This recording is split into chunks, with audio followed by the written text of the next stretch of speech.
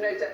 He has done that, but you would think that he'd need to switch driver shafts with this increase in ball speed. Has he had to do that and make an equipment change at all? Well, he's developed a really interesting relationship with LA Golf Shaft. It's a new manufacturer that's come into the market over the last couple of years, and I had a chance to sit down or talk with Reed Dickens yesterday, the CEO and founder, and he had a monumental impact in how he approached fitting baseball bats in the major league for the best batters in the league, and wanted to take that same sort of approach towards working out the kinks in a particular shaft for these PGA Tour players. And so what Bryson dictated, now Bryson has a physics degree from SMU University, and so he spearheaded a lot of the conversations between the LA Golf engineers and what he wanted to see in a performance. And so what the end result was a shaft that is by far 50% more stiff than any other shaft out here on the PGA Tour through the middle section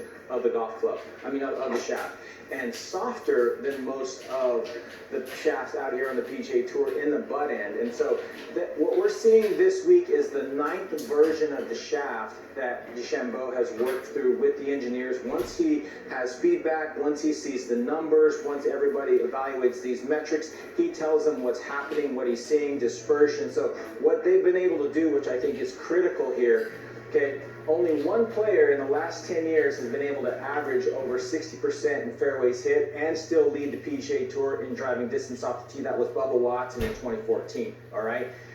That's where Bryson is right now. He's on pace to set the highest average distance in the history of the PGA Tour off the tee, and possibly relate that to over 60% hitting the fairways. And we're seeing it out here today. He's driving for show, putting for more dough, because he's just coupling those two factors from the bookend side, the driver and the putter, and it's just producing amazing results for him. Well, he seems to have sought the perfect combination when it comes to that driver shaft. And what's so unique about him, not only physically what we're seeing, but mentally, you mentioned the physics degree, his involvement from behind the scenes, and technically to get the right equipment he needs. You can speak to this. I imagine most PGA Tour pros do not have as much information academically as he does in terms of the physical setup of his equipment. Well, I mean, you look at the contrast in players. Ricky Fowler's working with the same shaft company, but he doesn't have a physics degree.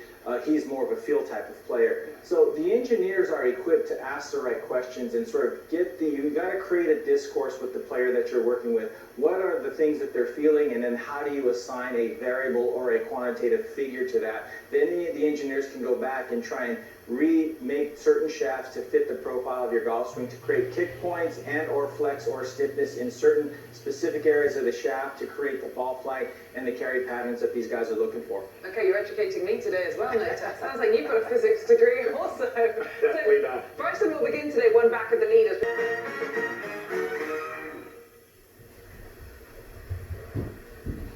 All right, well, we just showed you Bryson DeChambeau had arrived on property, choosing to begin his routine on the putting green, which has been an interesting dialogue along with the driving Nota, because he ranked first in strokes gained on Thursday, 58th on Friday, and now, which is not alien to him, he's using another piece of equipment on the putting green. Can you talk us through what's going on here? Well, in honor of the 4th of July, that's actually a mini cooler. He's got a beer in there, keeping it nice and nicey cold for after the round. I think it might be a protein shake, actually. One of the 7 on the day.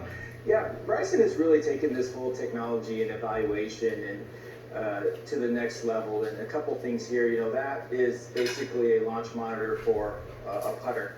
And what he's trying to just figure out is how to get the most consistent roll early on in the putt to minimize the skid. And one of the things that he's also found a great relationship with his current shaft partner at LA Golf is the fact that they've been working on him with this new and creative putter shaft. And what they've been able to do, according to the metrics that they're acquiring through these launch monitor devices, is they've restricted the amount of twisting that takes place off of a mishit. And what that's allowed players like Bryson to be able to do is to get a little bit more roll out of the mishits outside of that 12 to 15 foot range. And so consequently, you think, who cares about that? If I'm not getting an extra 6 inches to 8 inches of roll out of these putts, putts that come up short or putts that you miss it usually don't have the required distance to get to the hole. So if you can get an extra certain percentage of roll out of those putts, you're going to minimize the number of 3-putt possibilities that you face through over a 72-hole PGA Tour event. You minimize those possibilities, you eliminate 3 putts, you're adding to scoring, and you're moving up the leaderboard. Yeah, no one wants a 3-putt. What did Tiger always say? No doubles or 3 putts. But would you expect any other players to bring a launch monitor to the putting green, or is this fairly Bryson? Well, all of them use them. All of them use them. All their equipment manufacturers provide that service. It's wonderful. You can go in and you can learn so much about your stroke and path and face angle at impact, but Bryson is one of a handful of players that is taking that technology out and using it on the actual greens. And as you can see, this is quite a bit still before his tee time, so he's here first, then we'll likely head to the driving range and probably come back for a couple